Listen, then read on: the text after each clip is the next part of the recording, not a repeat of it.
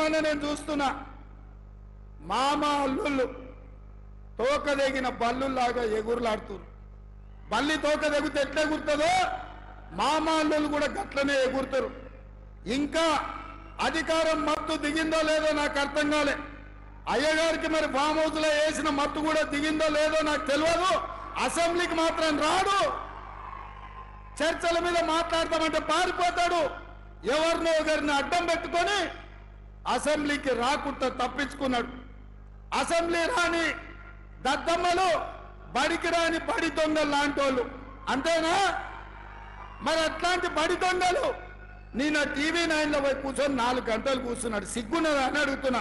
10 ఏళ్ళు ముఖ్యమంత్రి చేసిన ప్రతిపక్ష నాయకుడు అసెంబ్లీకి రాకుండా, సమస్యల మీద మాట్లాడకుండా, ప్రభుత్వానికి సలహాలు ఇవ్వకుండా, గత ప్రభుత్వంలో జరిగిన దోపిడీని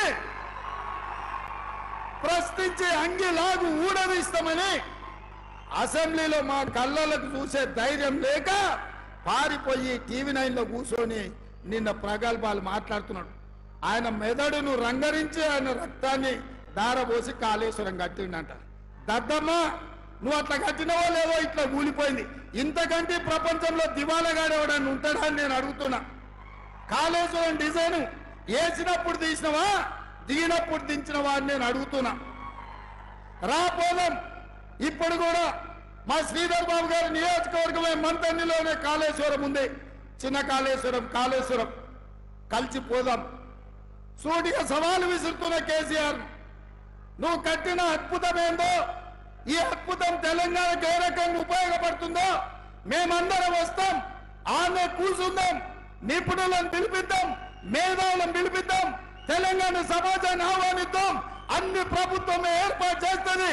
నీకు దమ్ము, ధైర్యం, నీతి, నిజాయితీ, చిత్తశుద్ధి ఉంటే రా కాళేశ్వరం పోదాం. అడిగేటోడు నీవోడే, చూపించేటోడు నీవోడే. నీ సొల్లు పురాణం అంతా 4 గంటలు చెప్తున్నావు కదా. నువ్వు కట్టింది అద్భుతమైతే కాళేశ్వరం దగ్గరనే చర్చ పెడదాం రా. 1,00,000 కోట్లు ఖర్చు పెట్టి కట్టిన కాళేశ్వరం కూలింది. మేడిగడ్డ మేడి పండైంది, సుందిల్ల సున్నమైంది, అన్నారం ఆకాశంలో కలిసిపోయింది. ఇది ఆ సన్నాసి చేసిన గొప్ప పని. 10 ఏళ్ళు ఇస్తే గది కట్టిండ్రు. అదే మా కాంగ్రెస్ పార్టీ అధికారంలో ఉన్నప్పుడు, స్వతంత్రం వచ్చినప్పుడు పండిత్ జవహర్లాల్ నెహ్రూ గారు నాగార్జున సాగర్ కట్టిండు. ఎట్లుందో ఒక్కసారి చూడు. అదే మా పార్టీ అధికారంలో ఉన్నప్పుడు శ్రీశైలం కట్టినాం, శ్రీరామ్ సాగర్ కట్టినాం, కల్వకుర్తి కట్టినాం, భీమా కట్టినాం, నెట్టంపాడు కట్టినాం, జూరాల కట్టినాం, శ్రీహరి గారు మొదలుపెట్టిన దేవాదుల కట్టినాం. మేం కట్టిన ప్రాజెక్టులు ఎట్లున్నాయో ఒక్కసారి వచ్చి చూద్దాం రా. నువ్వు కట్టిన కాళేశ్వరం ఎట్లేడుస్తుందో ఒక్కసారి చూసేద్దాం. అందుకే ఈరోజు ఇక సన్నాసి గురించి ఎంత చెప్పినా సచ్చిన పామే. సచ్చిన పావును ఏం కొడతామా? ఇవాళ టీఆర్ఎస్కే నన్ను డిపాజిట్ వచ్చే పరిస్థితి ఉందా?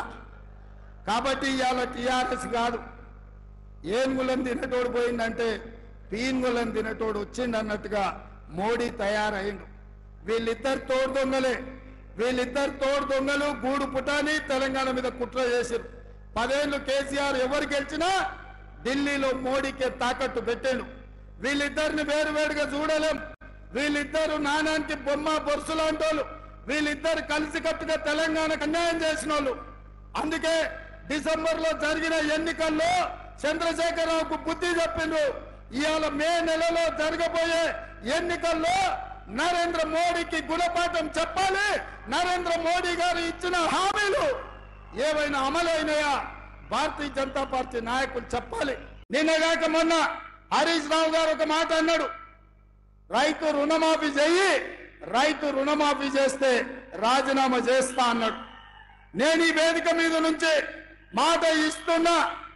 రామప్ప దేవాలయం శివుడి సాక్షిగా, సమ్మక్క సారలమ్మ సాక్షిగా, 1000 స్తంభాల గుడి సాక్షిగా, అక్కడి సూర్యుడు ఇక్కడ ఉదయించిన, భూమి ఆకాశం తిరగబడ్డా, తుఫానులు వచ్చినా, భూకంపం వచ్చినా, భూమి బద్దలైనా నేను మాట ఇస్తున్నా 15 ఆగస్టు లోపల తెలంగాణ రైతాంగానికి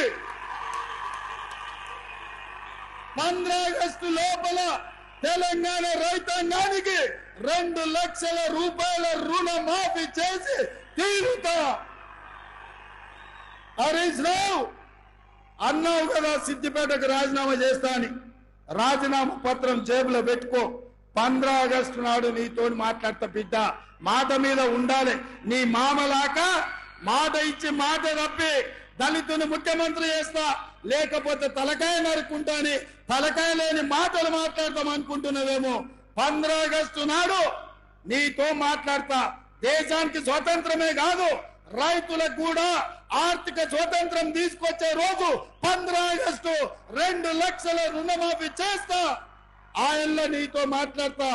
ఇవాళ ఆశామాసిగా సవాళ్లు స్వీకరించిన సిద్దిపేట చెప్పుడు కాదు, జేబుల రాజీనామా పత్రం పెట్టుకో. ఇక ఆయన సొక్కడైనోడు ఆయనలో 100 రూపాయలు పెట్టి పెట్రోల్ తెచ్చుకున్నాడు. 10 పైసలు అగ్గిపెట్టి దొరకలే. ఇప్పుడు కూడా గట్లనే అనుకుంటున్నాం. మా వాళ్ళందరూ సిద్ధంగా పెట్ట తలావు అగ్గిపెట్ట కొనుక్కొని నీ సంగతి చెప్పడానికి. నువ్వు ఏదో తెలంగాణ సమాజాన్ని ఎడ్డిదో గుడ్డిదో మాటలతో మోసం చేయొచ్చు అనుకుంటున్నాం. అవన్నీ ఏం కుదరవు.